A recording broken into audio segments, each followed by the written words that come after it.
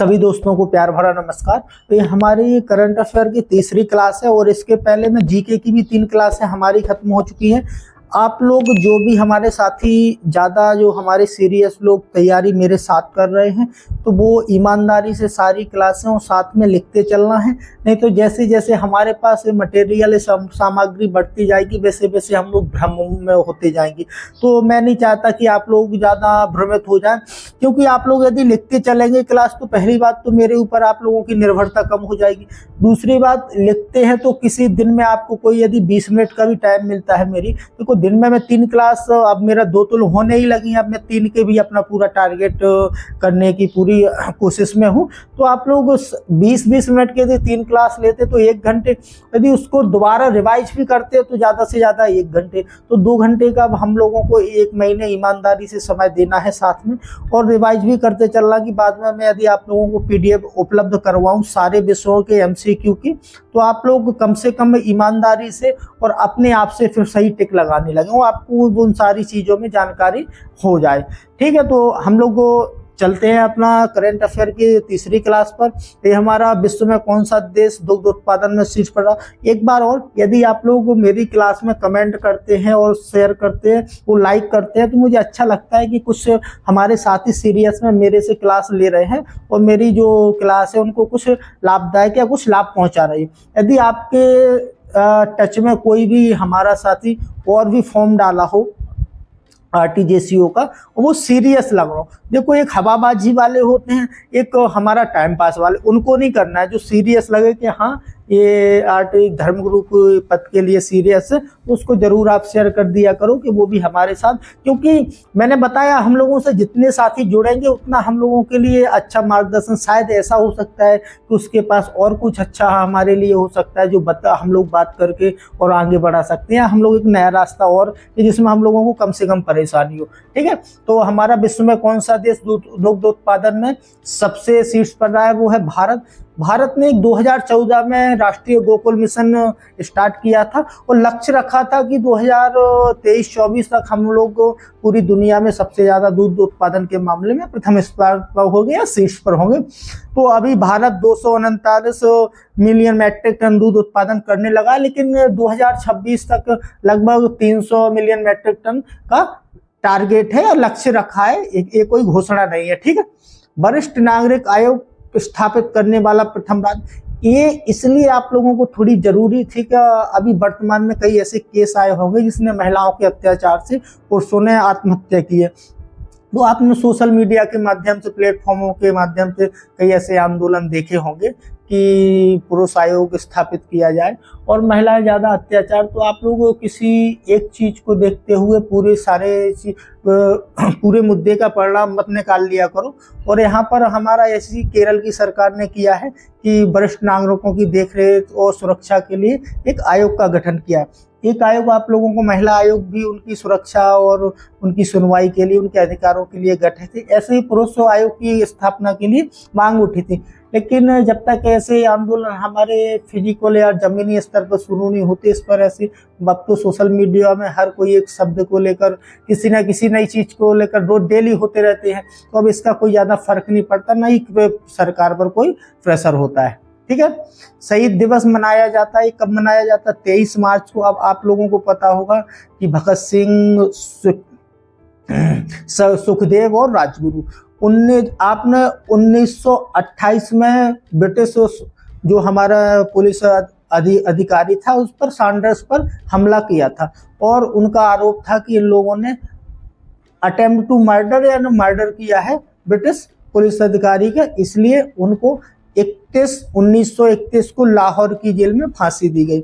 इसका कुछ इतिहास में यदि आप पूरा इतिहास खंगालेंगे, जब समझेंगे, तो इसका इतिहास कुछ अलग है।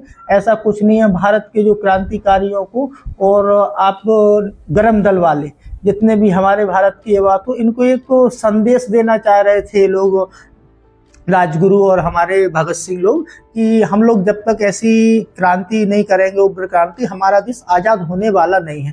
बाकी उनका किसी एक अंग्रेज की हत्या से ऐसा कोई उनका पर्पस था नहीं। आप जैसे ही कोई इतिहास अच्छी तरह पढ़ेंगे या कोई अच्छी बुक, तो आपको असली मतलब पता चल जाएगा कि वो हम लोग हमारे युवाओं को जगाना चाह रहे थे कि जब तक हम लोग ऐसे उग्र होकर ना ले तो हम लोगों को स्वतंत्रता मिलने वाली नहीं है। ठीक है, इसी दिन हमारा 23 मार्च को विश्व मौसम विज्ञान दिवस भी मनाया जाता है। तो अभी विज्ञान पर हमारी ज़्यादा कदम बढ़ा रही है सरकार और ज़्यादा रिसर्च हो रही है, तो ऐसा है कि इस पर भी चर्चा हो जाए। तो हम लोगों को थोड़ा इसको भी समझना है। किस देश ने इंग्लैंड में पुरुष और महिला कबड्डी विश्व कप जीता? ये भारत ही ने जीते हैं दोनों। अभी हमारी कबड्डी बहुत पुराना खेल है भारत का, लेकिन आपको राष्ट्रीय खेल तो सबको पता होगा हॉकी। तो ऐसे खेल यदि हम लोग वैश्विक स्तर पर आयोजन हो किसी देश में होता है और वहाँ पर जैसे अभी खो खो हुआ था हमारे देश में, तो ये आपके लिए होमवर्क है, ये पता चल करना कि कहाँ हुआ था, कौन जीता, कौन सा कप हुआ था। लेकिन कबड्डी का इंग्लैंड में हुआ था इसलिए महत्वपूर्ण, यदि भारत में होता तो कोई महत्वपूर्ण नहीं था, लेकिन विदेश में हुआ तो ये फिर महत्वपूर्ण है, ये हमारे लेवल से आ सकता है।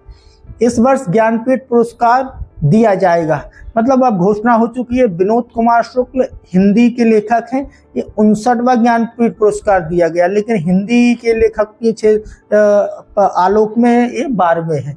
ठीक है, तो विनोद कुमार शुक्ल यदि आप लोगों को याद रह जाए, जैसे साहित्य में ऐसे पुरस्कार हम लोगों से चर्चाएं हो सकते हैं। किस स्थान पर नेपाल साहित्य महोत्सव का आयोजन किया गया? ये वृंदावन मथुरा में, ये आप लोगों को पता होगा कि हिंदू धर्म का आध्यात्मिक केंद्र है और इसलिए हम चर्चाएं हो सकती है। तो दूसरी बात, ऐसा कोई महोत्सव और हमारे पड़ोसी देश विशेषतर जो सभी गुस्सा चल रहे हों, ऐसे कोई आयोजन होते हैं हमारे देश में, तो ये बहुत अच्छी बात है। जो भी हम लोगों की कड़वाहट रहती है वो मधुरता में बदलती है। ठीक है, तो इसको नेपाल साहित्य महोत्सव वृंदावन मथुरा में सबको याद रखना है। विश्व जल दिवस कब मनाया गया है? 22 मार्च को। ये 23 और 22 मार्च में कंफ्यूजन मत होना। एक वन्य जीव संरक्षण दिवस, ये भी आप लोगों को याद रखना है। देखो, जल दिवस इसलिए जरूरी है कि अभी वर्तमान में आप लोग यदि ना पढ़ रहे हो रिसर्च, एक मैं रिसर्च में पढ़ता रहता हूँ, तो अभी घोषणा की गई है कि अगले आने वाले 10 वर्षों में जहाँ तक हो जाएगा कि भारत की 80% जो भूमि है वहाँ से भूमिगत जल खत्म हो जाएगा। आप लोगों ने देखे होंगे कई बांधों में नदियों को जोड़ो परियोजना चल रही है। ये सरकार भविष्य को, दूरदर्शिता है सरकार की, भविष्य की दृष्टि को देखते हुए ये सारी योजनाएं, ये हर जल मिशन, हर घर जल पहुंचाने की जो योजना चल रही है हमारे ग्रामीण क्षेत्रों में, तो यदि आप लोग रह रहे हो तो वहाँ तो आप सभी की जगह पहुंच ही गया है। तो इसका केवल इसी उद्देश्य है कि सभी के पास अब हमारी एक निश्चित मात्रा में पानी पहुंचाएगी सरकार। अभी तो ऐसा कि हर जगह उपलब्ध होता था तो हम लोग अपनी आज़ादी से करते थे, लेकिन अभी निश्चित मात्रा में सभी को मिलने लगेगा। ये बात मेरी लिख ही लेना है। और 100%, क्योंकि जैसे ही हमारी पृथ्वी गर्म होगी, जमीन का पानी हमारा वाष्प बनकर उड़ने रहेगा। बारिश पूरे वर्ष होगी, लेकिन ऐसी कोई बारिश नहीं होगी जिसमें हम लोग जल का संग्रहण कर सके। तो इसमें थोड़ी हल्की सी समझने वाली है। और आप लोग जुड़े रहते हैं कर्मकांड के माध्यम से हमारे आम नागरिकों में और पूरे देश के, तो आप लोग ऐसी बातें सिखा सकते हैं कि भाई हम लोगों को पानी बड़ा बचा के चलना है और सतर्कता से उपयोग करना है। ठीक है, विश्व खुशहाली रिपोर्ट में भारत की रैंक 118वीं है और फिनलैंड हमारा पहले नंबर पे, अमेरिका 24वें नंबर पर है। फिर आप कैसे पता लगाएंगे कि आखिर ये खुशहाल होती कैसे है नागरिक? देखो, अमेरिका की सबसे पहली इस वर्ष इकोनॉमी में से प्रथम स्थान है अमेरिका का, ये सबको पता होगा। लेकिन वहाँ के सबसे ज़्यादा मतलब जीवन स्तर भी वहाँ का उच्च है अमेरिका का, ये भी सबको पता है। लेकिन फिर भी वो 24वें नंबर पर क्यों खिसक जाता है? ऐसा क्या कारण हो सकता है? तो ये कारण यदि आप लोग पता लगाएंगे तो भारत के जो आलोक में है बहुत अच्छी तरह समझ पाएंगे कि हमारा 118वां नंबर क्यों। हालांकि ये खुश होने वाली बात है कि ये पाकिस्तान और ये चाइना है तो हमसे आगे, लेकिन पाकिस्तानी हमसे पीछे चल रहे हैं। तो इसमें हम लोग खुश हो सकते हैं जरूर कि हमारे पड़ोसी देशों से हमारी रैंक आगे है एशिया में। लेकिन यदि हम लोग विकसित भारत से अपना सामना या अपनी तुलना करेंगे तो इन लोगों से हम लोग बहुत पीछे हैं। और खुश होने के कई ऐसे तरीके हैं, जैसे आप शिक्षा क्या, आपका स्वास्थ्य क्या है, आपकी सामाजिक सुरक्षा क्या है, ठीक है, और आप धार्मिक क्षेत्र में कैसे अपनी उन्नति कर रहे हैं, ये सारी चीज़ें मायने रखती हैं आपकी खुशहाली में। तो ये आप लोग होमवर्क यदि ज़्यादा जांच पड़ताल करना चाहें तो बिल्कुल कर सकते हैं। रामनाथ गोयनका किस क्षेत्र में पुरस्कार दिया जाता है? ये प्रश्न मुझे इसलिए लगा ज़्यादा जरूरी कि खोजी पत्रकारिता अभी हमारे देश से बिल्कुल खत्म ही हो गए हैं। अधिकतर सोशल मीडिया यदि आप उपयोग करते हैं तो ऐसे कई पोस्टें गोदी मीडिया और बिकाऊ मीडिया ऐसे कई शब्दों से उनको पुरस्कृत किया जाता है लोगों को। लेकिन ईमानदारी से ऐसा है कि यदि हम लोगों की रैंक आ रही है 161-61 नंबर की, तो ये बहुत सोचने वाली बात है। इस बार तो 159 है, लेकिन मीडिया रिपोर्ट में अपने आप को हम पूरे विश्व में विकसित या सबसे बड़ा लोकतंत्र बोले, यदि मीडिया की हमारी ऐसी रैंक आए तो ये तो हमारा चिंता वाला विषय बन ही रहा है। तो रामनाथ गोयनका मुझे लगा कि आप लोगों को पता होना चाहिए, क्योंकि आज के समय में जो विकसित अर्थव्यवस्था हो या विकसित समाज हो या टेक्नोलॉजी के संबंध में सबसे ज़्यादा पत्रकारिता का एक महत्वपूर्ण रोल होता है और चौथा स्तंभ भी माना जाता है हमारा लोकतंत्र का। तो आपको इस क्षेत्र में देने वाला एक एशिया का पुरस्कार मिलता है, वो आप लोगों को होमवर्क है, इस बिल्कुल आप लोग सर्च कर लेना है कि ये किस क्षेत्र में दिया जाता है, क्या नाम है उसका, ठीक है। तो हमारे राष्ट्रपति द्रौपदी मुर्मू जी द्वारा ये प्रदान किए गए 27 लोगों को, और इसमें अलग अलग ऐसे और भी कई जो हमारी सीमा रखी गई कि किन किन को दिया जाता है। वरुण नौसैनिक अभियान किस देश के साथ अभ्यास किस देश के साथ किया गया? ये फ्रांस के। देखो फ्रांस हमारा काफी चर्चाओं में है और वो भी रक्षा के संबंध में। आपने देखा होगा लड़ाकू विमान हम लोग 36 खरीद चुके हैं, 26 राफेल एम की डील हमारी फाइनल हो चुकी है। आपको पता ना हो तो ये करंट का है, फिर से 26 की हो गई है। और वरुण के साथ हमारे फ्रांस के और उपेंद्र द्विवेदी हमारे जो थल सेना अभी अध्यक्ष हैं, वो वहाँ पर जाके जो प्रथम विश्व युद्ध में हमारे शहीद हुए थे सैनिक, भारतीय सैनिक, तो उनको अभी श्रद्धांजलि अर्पित की है। और इसलिए हम लोगों को फ्रांस से ज़्यादा चर्चाओं में धोखे से ऐसे जो भी धार्मिक शब्दों से जुड़े हुए हों वो हमारे ज़्यादा रक्षा क्षेत्र में सहयोग करता हो, ऐसे देशों से प्रश्न बनते हैं। ये ऐसा मुझे लगता है कि जो भी हमारे पड़ोसी देश है इनकी आपको राजधानियां तैयार करना है, और राजधानियों के साथ जो भी हम लोग समूह में जुड़े हैं और अभी वो समूह महत्वपूर्ण हो, उनकी राजधानियां आपको विशेष तौर पर याद रखनी है, ठीक है। आते हैं प्रश्न नंबर 36 पर। किसने पुरुषों hockey India player of the year award जीता? ये हरमनप्रीत सिंह। और आपको एक प्रश्न और पता होगा कि हमारा जो सबसे बड़ा खेलों में पुरस्कार है, वो एक मैं वीडियो भी लिया हूँ 4 खिलाड़ियों को, उनमें हरमनप्रीत सिंह का भी नाम है। तो आप वो वीडियो जो नए हों वो देख लेना है, जो जिनने देख लिया उनके लिए तो पता होगा कि कौन सा पुरस्कार दिया गया था उन 4 लोगों को, ठीक है। अब आएंगे हम लोग चंद्रयान 5 मिशन किस देश की सहायता से भेजा जाएगा? ये जापान की सहायता से भेजेंगे हम लोग। इसका कोई उद्देश्य, अभी हम लोगों ने 25 किलो का जो रोवर भेजा था, जो रोबोट वहां पर गया था, अब हम लोग लगभग 250 किलो का भेजेंगे और कुछ बदलाव नहीं होगा। हम लोग अपनी वजन की क्षमता को और ज्यादा मजबूत करेंगे, ठीक।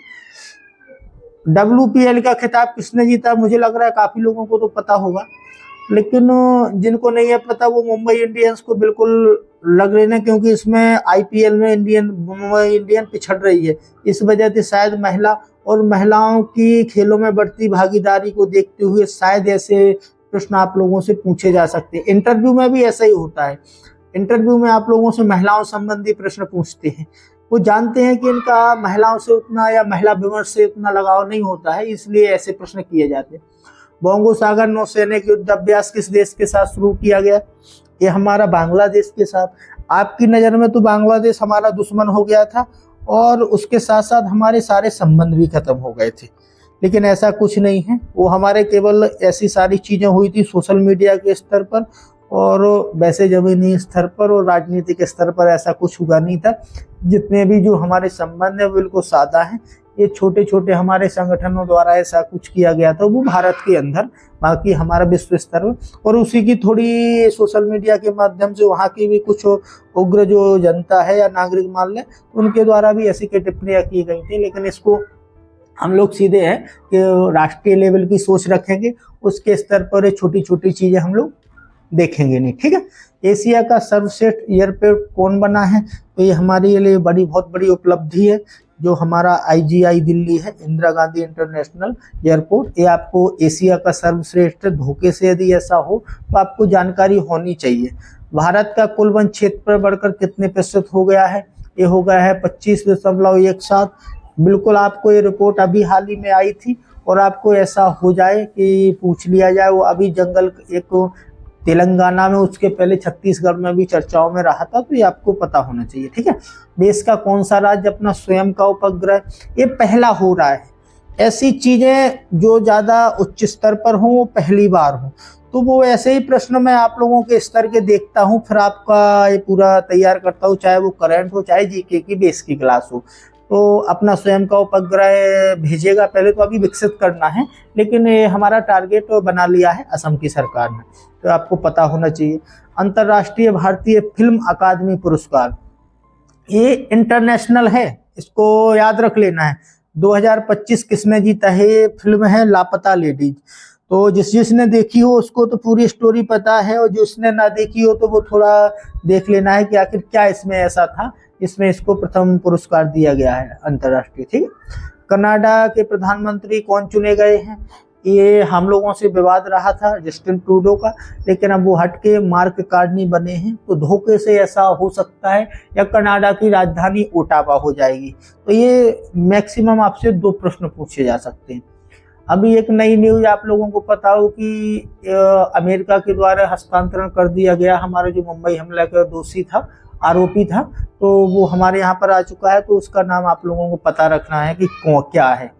ठीक है, ये पहली बार हुआ है हमारी इतनी मेहनत के बाद, जब हम लोगों ने कई ऐसे कानून बदलाव किए, और अंतर्राष्ट्रीय स्तर पर जो हमारी साख मजबूत हुई, और हमारे उच्च जो हमारा राष्ट्रीय या उच्च स्तर है जो राजनीतिक वाले लोगों का, उनके द्वारा बहुत महत्वपूर्ण प्रयास किया गया कि अपनी साख मजबूत होकर और अन्य देशों के राष्ट्राध्यक्षों से इतनी मजबूत दोस्ती करके, तो ऐसी चीजें जो संभव हो पाई है। इसलिए ये आपको याद रख लेना है। अस्त्र मार्क 3 मिसाइल का नाम बदल कर रखा गया है गांडीव। गांडीव आपके महाभारत से जुड़ रहा है, आपको कमेंट करना है कि ये गांडीव है क्या। इसकी थोड़ा ऐसा भी हो सकता है कि कहीं कहीं छोटी डी भी मिल सकती है, तो गांडीव उच्चारण तो एक ही आना है, लेकिन थोड़ा इसमें टाइपिंग में हो सकता है कि कहीं छोटी डी हो लेकिन इसमें बड़ी डी है। तो इसमें कमेंट करके जो भी साथी देखे तो उनको जरूर बताना है। ठीक है, किस देश ने चैंपियन ट्रॉफी 2025 अपने नाम की है? ये भारत ने की है। आपको मैं एक क्लास स्पेशली इस पर लेके आप लोगों को बता चुका हूं। और man of the match Rohit Sharma रहे हैं, और man of the series Sachin Ravindra. ये 2 नाम आपको विशेष तौर पर याद रख लेने हैं। शायद मुझे लगता है कि न्यूजीलैंड के खिलाड़ी सचिन रविंद्र का आप लोगों से मैन ऑफ द सीरीज प्रश्न डाल दिया जाए और सबसे पहले रोहित शर्मा को ऑप्शन दे दिया जाए, तो आप उसको टिक करके आ जाएंगे। तो पहली बात तो आप लोगों को प्रश्न बड़ी सतर्कता से पढ़ना है। ठीक है, उत्तर बाद में, पहले आप लोग प्रश्न समझा करें। मेरे हिसाब से यदि आप प्रश्न ही नहीं समझ पा रहे हैं और सब लोग उत्तर लगाने की दौड़ में हो जाए, वो आजकल एक ऐसा समय चल रहा है कि दूसरे की बात हम सुनने के लिए नहीं सुनते हैं, दूसरे की बात कब खत्म हो उसका हम जवाब देने के लिए सुनते हैं। तो हम लोगों को ऐसा नहीं करना है। हम लोग को एक धर्मगुरु का बड़ा प्रतिष्ठित पद है भारतीय सेना में, तो उसी के आधार पर हम लोगों को अपना ये जो व्यवहार है, आचरण है, बदल लेना है। अंतर्राष्ट्रीय महिला दिवस कब मनाया गया? ये 8 मार्च को।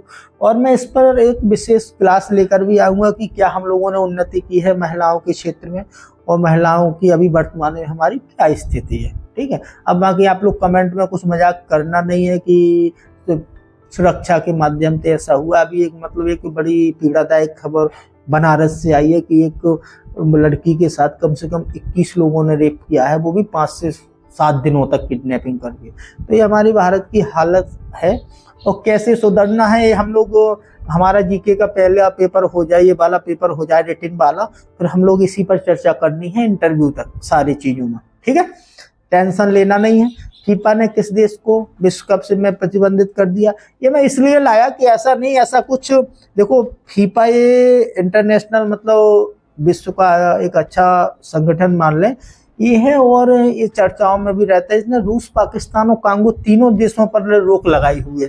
तो मुझे इसीलिए लगा ये बताना कि शायद ऐसा हो जाए, वो आपको पहला प्रश्न दिया जाता ऑप्शन पाकिस्तान और बाकी 2 तीसरे में सभी दे दिए जाते, तो आप लोग पाकिस्तान ठोक के आते, बाकी सभी ना लगाते।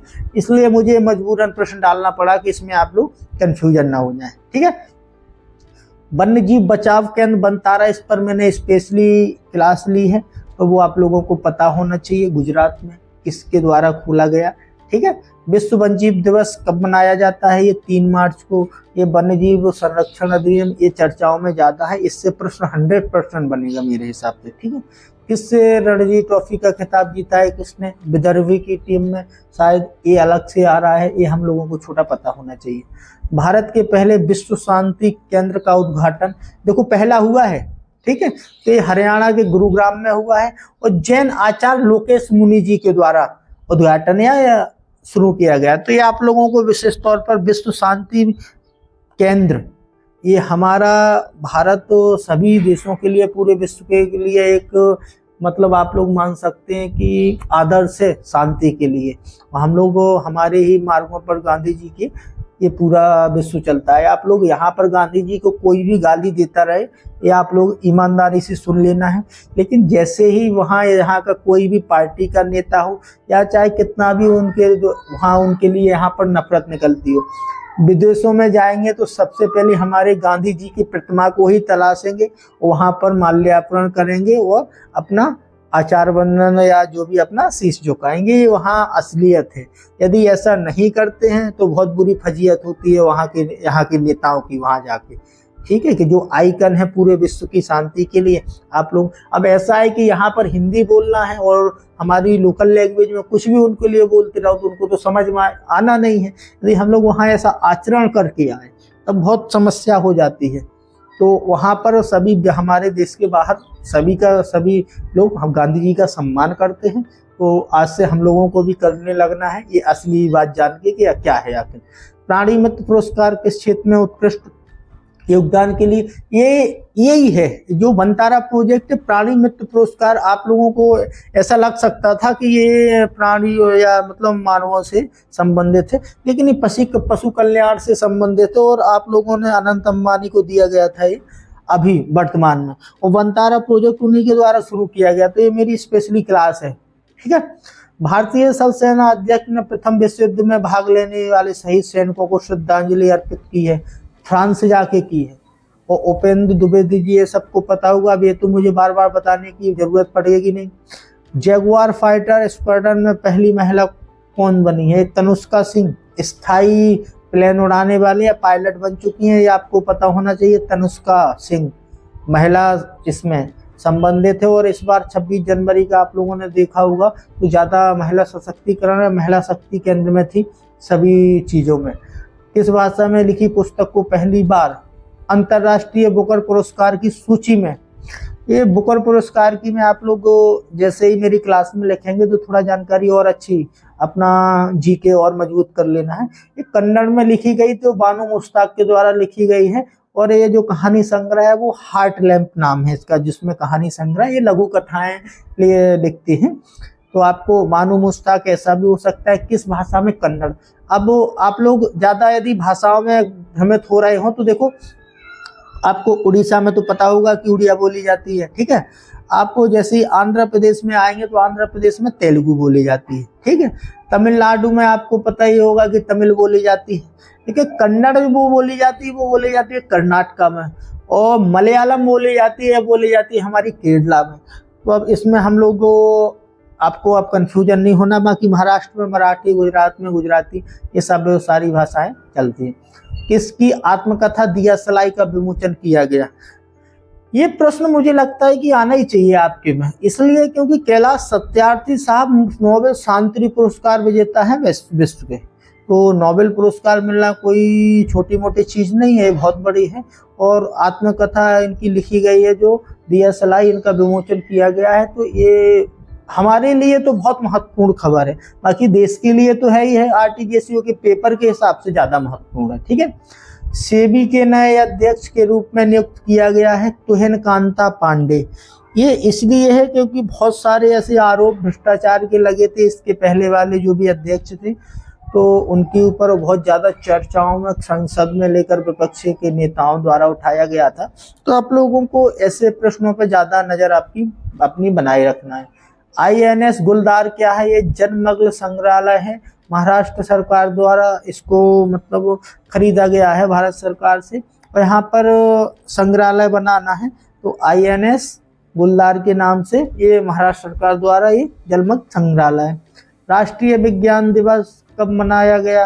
तो ये 28 फरवरी को। हमारे 25 हुए थे पिछली बार, इस बार थोड़ा ज़्यादा हो गए हैं, ठीक है, इस बार 35 क्वेश्चन, और जहाँ तक हम लोगों की कोशिश रहेगी कि शायद 50-50 क्वेश्चन हों हमारी प्रैक्टिस में। तो आप लोगों को बिल्कुल ईमानदारी से अच्छे जोश के साथ हमारे साथ बिल्कुल चलना है और पिछड़ना है नहीं, चाहे कोई भी कितना महत्वपूर्ण पूरे दिन में हमारा काम है उसको निपटा के भी हम लोगों को क्लास मिस नहीं करनी है, ठीक है। और जो भी यदि आप लोग और कोई सलाह क्लास में यदि बदलाव के लिए, कुछ अच्छे बदलाव के लिए चाहते हैं तो कमेंट जरूर कर दिया करो, या कुछ और ऐसा चाहते हैं तो शाम को 6 से 7 बजे मेरा डिस्क्रिप्शन में नंबर रहता है, तो आप लोग सलाहकारी प्रवृत्ति से जरूर कॉल कर सकते हैं, ठीक है। धन्यवाद।